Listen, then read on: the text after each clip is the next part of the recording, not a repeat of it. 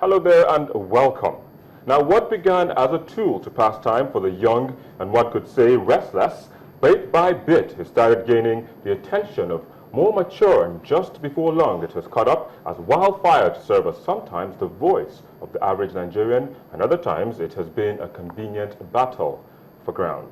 The social media in all its various forms has been used for corporate business, spreading rumors and campaigns, and of course, dissemination of opinion and information. Here on Channels Television, we have a special avenue to give a voice to your social media comments and information. And that is this special segment of the Nigeria 2015 called Poll Stream. So, right here, your discussion doesn't end on Facebook, Twitter, or any other platforms. They're also live on television, and that's why you should keep them coming. Welcome to Poll Stream. I am Victor Matthias. And I'm Amy Thompson. But figures also show that Nigeria has 65 million internet users, with 32.9% of that number with internet penetration and 6% with broadband penetration, and 67% of the 65 million of internet users on their mobile devices and 26% on broadband. Now we're going to take a quick break, and when we return, we'll look at some of your comments. Please stay with us.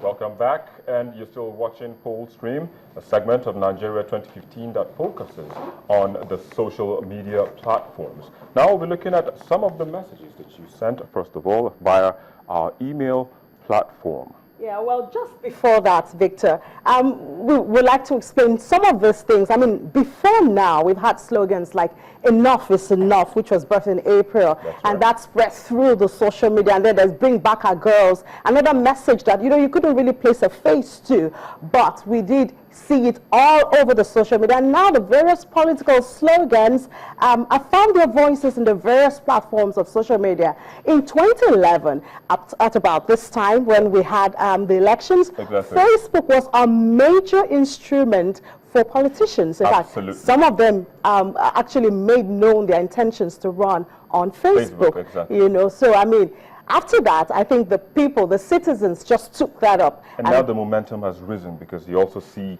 these same politicians and even their supporters, their campaign organizations, they're now on Twitter, launching handles and spreading the word via these platforms. Yeah, and that's what we're bringing to you. So, Victor, we'll start with the mails? All right, very well. We start with the mails. And first we have this one coming in. It says, more than any of the past elections in this country, tomorrow's elections will redefine this country drastically, irrespective of where it tilts. Nigeria will never remain the same. That's from Peter in Port Harcourt. Well, also we have confidence building. Watching the live streaming of your program, Nigeria 2015, from Manila in Philippines, the reason the election was postponed was to crush Boko Haram. Now, I just want to know, has the army lost all the officers with bright ideas and good training? That question is coming from Abraham in the Philippines. Now, will the PVC be distributed after elections, or will we have to wait for the next 4 years? Because lots of people here didn't get theirs. Now, that's from David in the Ikorodu area of Lagos State. All right, we'll just take a break now, then we'll be back with more of your messages. It's not just those on the mails. We have Facebook, we have the G+, we have Twitter. That's right. And then we have the pictures on our Eyewitness platform. Join us again. Well, welcome back. You're still watching Poll Stream on Channels Television, a segment of our special election coverage program that focuses on the social media. Just before we went on the break, we were looking at some of the messages that you sent via our email platform. We'll still go back to that and look at some more that we have on that platform. And to continue, we have issues on Polls Eve. Now, this one says the earlier Abuja Accord and this second peace agreement will no doubt go a long way in reducing how palpable tension, especially among the followers of the two frontline presidential candidates, will be. And that's from Comrade Monad in Abuja. And then we move on to Kano State, where interstate movement is the topic or the subject of that mail. Says, please, I want to ask if it's true that there will be no interstate movement from 6 p.m. today. I think some of these questions will be answered if you just keep on watching. The Nigeria 2015 studio is open, and there's going to be a lot of discussion. Questions to be answered. So just send in the questions, we'll take them, and then when the studio comes up again, these questions will be dealt with. And also we have another one who's asking about the vote and leave issue. That's what he has issues with. And he's asking, past elections, movement was restricted during elections. He's saying, so if people are to vote and go home, does it mean that movement won't be restricted this time around?